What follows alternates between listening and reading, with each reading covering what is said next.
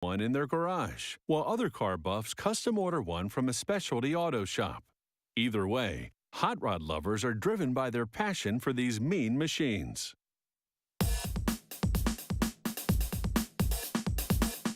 Hot rods are customized inside and out. The classic cars they start out as are pretty scarce these days, so specialty shops now design and build hot rod bodies from scratch using state-of-the-art technologies. It all starts with curved steel rails 15 feet long that form the basis of the chassis. Every 12 inches, workers weld the rails to the car's frame. Next, they position cross members to reinforce the frame. With utmost concern for quality control, they'll assemble and install by hand the transmission, the suspension, and the shock absorbers, and weld those precisely aligned cross members to the curved rails.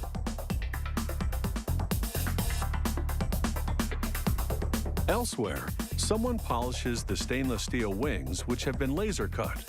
These wings make up the hot rod's signature front grille.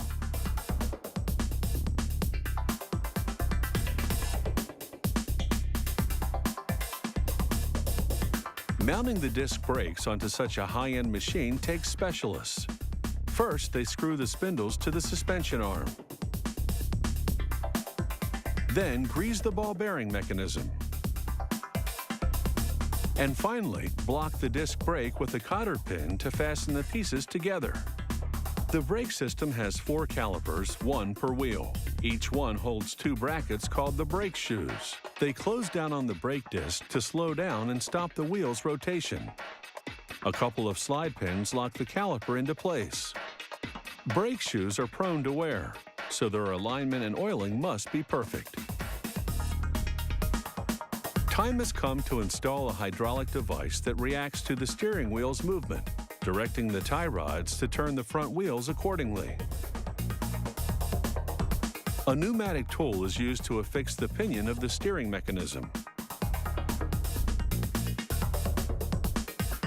At every step, workers check and double-check each part. Using a jack, they lift the differential housing into position. It anchors the rear wheel's propulsion system to the car's frame. They attach the suspension arms to the axles at an angle. Meanwhile, a painter sprays a coat of resin gel onto the plastic molds with which they make the car's fiberglass body parts. The gel coating eases extraction and gives the fiberglass a high-gloss finish. To mold the parts, a worker spreads resin on fiberglass cloth. They call this step wetting the fiberglass map. They lay the map on the mold, in this case on a door mold. Then, with a roller, carefully press out all the air bubbles. It takes about 40 minutes for the resin-impregnated map to solidify. Extracting the body part is a tricky procedure. They hammer wood wedges in between the hardened fiberglass and the mold. It's crucial to angle the wedge just right, otherwise the mold may collapse. It typically takes about 25 molded parts to make up a complete hot rod body. After 3 weeks' work, final assembly begins. After the back panels comes the front, otherwise known as the nose. Next come the fenders, then the stylish running board. And no hot rod is complete without its signature grille. The windshield frame helps support the roof, or Carson top in hot rod lingo.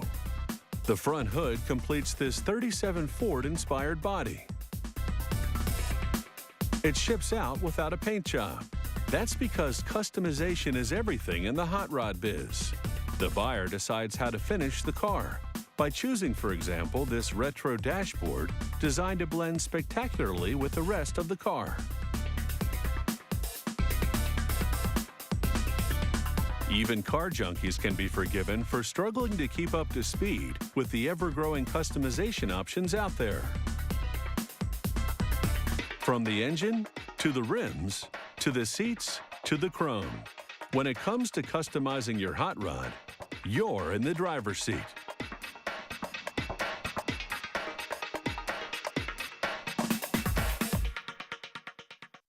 Egg decorating is a craft practiced around the world for centuries. The ancient Persians painted eggs for Nowruz, their New Year celebration, a tradition that continues today. Probably the most famous are the exquisitely decorated Fabergé eggs, except they aren't eggs at all. They're made from precious metals and gemstones.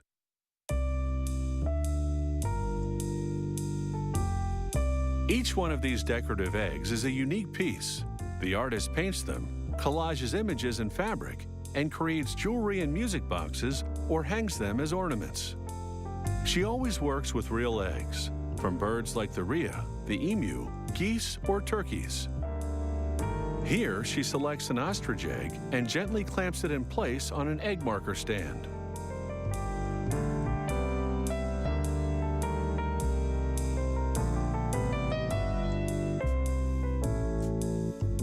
On the underside of the stand are a series of guidelines to help divide the egg into 2 or more equal parts. Working with a pencil held in a brace, she divides the egg into 4 equal parts.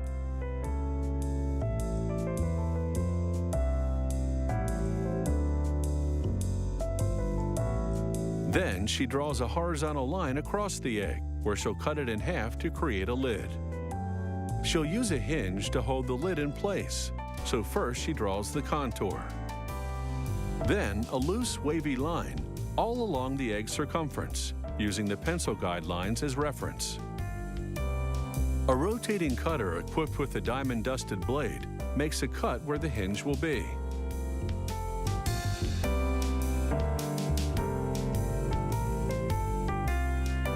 The artist now prepares some 5-minute epoxy glue. She has a neat trick to apply just the right amount. She works with a strand of uncooked spaghetti, then sets the hinge in place.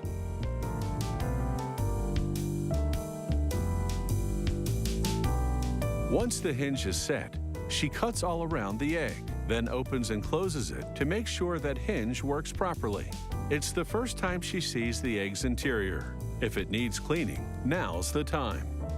Though this artist often chooses to leave ostrich eggs their natural color, here she's decided to give the lid a thin coat of acrylic paint. For the lower half, she chooses a darker tone. Acrylic paint allows her to work quickly as it dries in just a few seconds.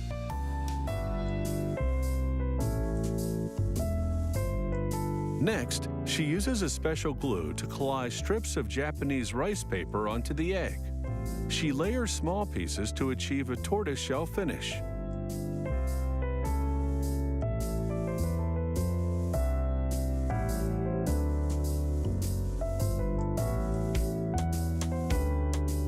She's ready to set the egg on its stand, so she coats the rim with epoxy, then sets the egg down, making sure the hinge is level with the stand's rim.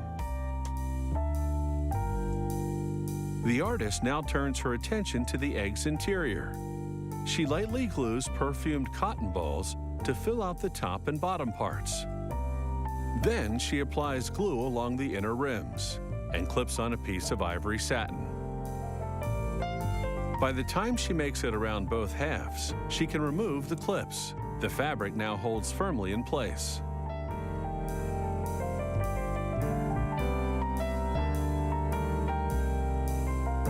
Next, she glues a fabric braid to trim the satin's edge. Here, the artist lays down a delicate strand of rhinestones. She applies more glue to add another braid along the lower rim. Then places a final strand to complete the effect.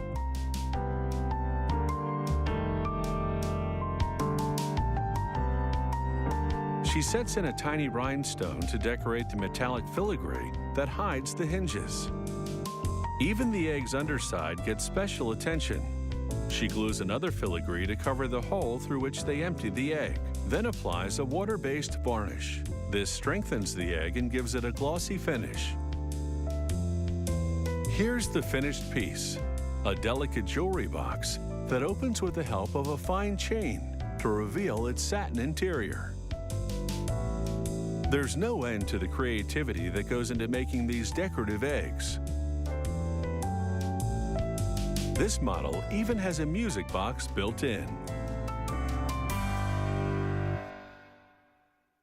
Precision tools that perform their task with split-second speed and accuracy are key in jobs where time is of the essence. Take, for example, the nozzle at the end of a firefighting hose. It allows a firefighter to regulate the pressure of the water exiting the hose, no matter how confined or widespread the flames. A fire hose nozzle isn't a simple point-and-shoot device. It enables firefighters to tailor their tactics by firing water in a stream or flush. Production begins with a long aluminum tube. A saw slices off 6-inch pieces called blanks. Just one tube makes about 46 blanks. A robotic arm swoops down to transport them to a lathe.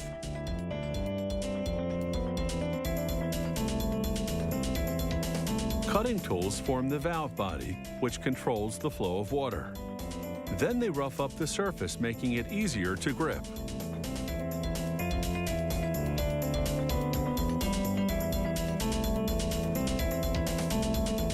They make a ball groove on the outside rim for attaching the hose coupling. Next, they form the interior.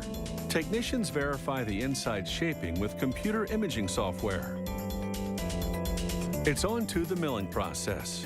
A computer-guided drill bores several holes for the nozzle and grip attachments.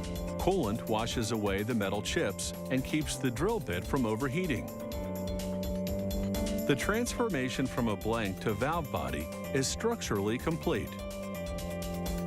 A laser now engraves the flow indication.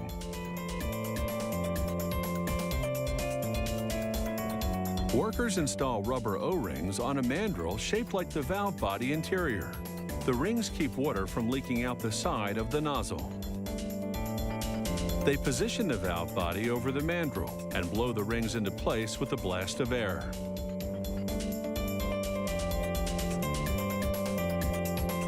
Automated machines now mate the valve body to the nozzle's handle.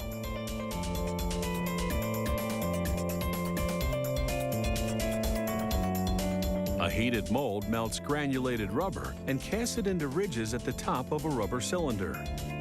This makes the shaper, the nozzle's adjustable head that switches the water from a wide spray to a narrow stream. Workers snip off any excess rubber, then ensure the rubber is solidly molded. Next, they apply grease to the inside to lubricate the parts and prevent corrosion. 2 more O-rings are inserted to keep water from leaking out under the shaper. Using a specially designed spoon, they scoop up tiny plastic ball bearings and drop them into a groove in the shaper. These allow the shaper to rotate easily. The shaper then goes over a barrel, a metal tube that helps form the stream of water. To attach it, they apply an adhesive to the threads on the shaper's base, then slide the part into place.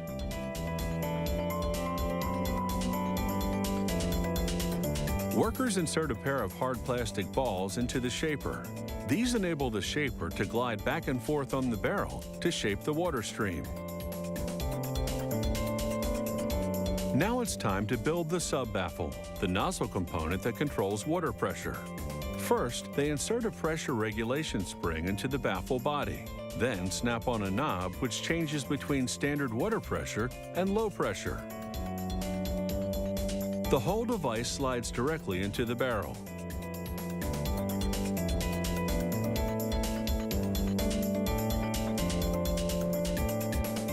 On the other end of the barrel, they screw on the valve body. A rotating wheel simplifies this process. They now affix a pistol-style grip. Finally, the gasket grabber goes in. The steel screen keeps out nozzle clogging debris coming from the hose. With the nozzle assembly now complete, it's time for what they call a damp run. Workers check everything to ensure the nozzle performs its tasks at every twist and turn.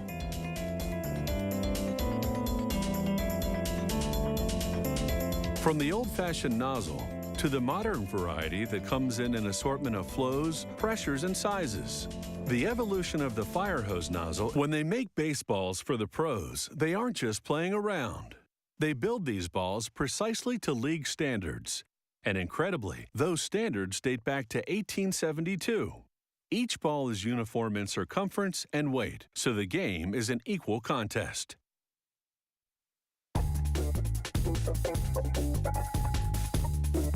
Crowds will go wild for these professional baseballs, and at the heart of each one is something called the pill. The pill is smaller than a golf ball. It's about 4 1/4 inches in circumference. Inside the pill's rubber casing is a sphere of cork. They pour latex adhesive over hundreds of pills loaded into a drum.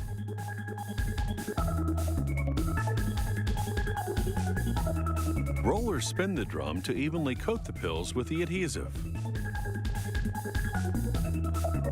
This adhesive never dries out completely, and the pills remain sticky to the touch.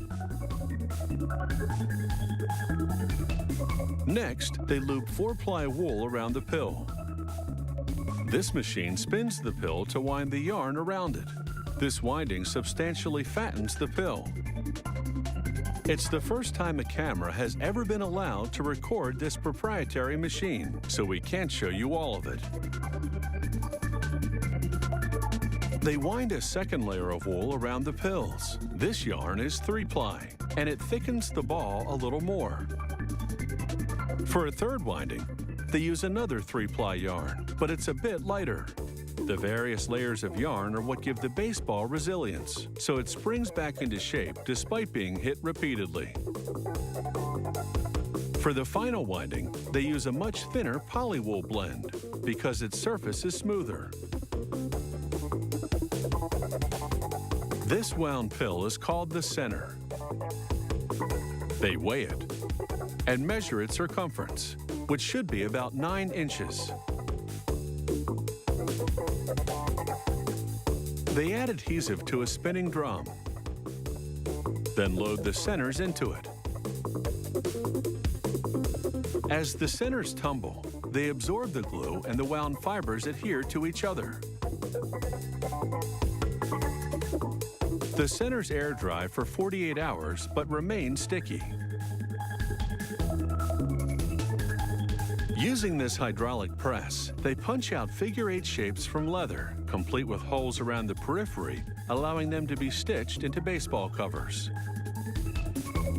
But first, they stamp the date and lot number onto them. Then they wrap them in wet towels. The moisture will make the leather pliable enough to sew.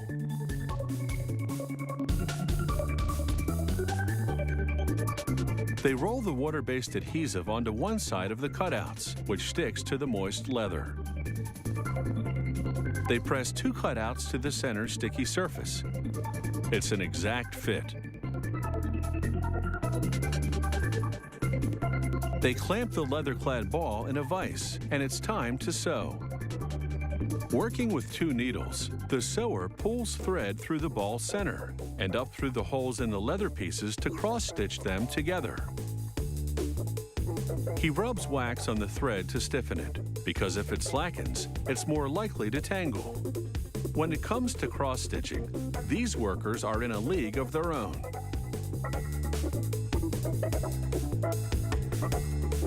They make quick work of the 108 stitches in each ball. There are 350 sewers in this factory, and they produce 8,000 to 10,000 balls per day. That's a lot of home runs.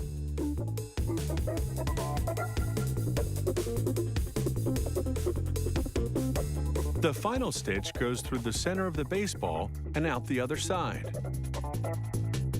The sewer then pulls stitches into a V configuration to give the ball a consistent look and feel. The balls now roll into a press that smooths down the seams. Smoother balls are harder to grip, and they make pitching a bit tougher for the pros. Finally, a 3-headed stamper gives it the trademark, league logo, and the commissioner's signature. With drying cycles, it takes a week to make a professional baseball.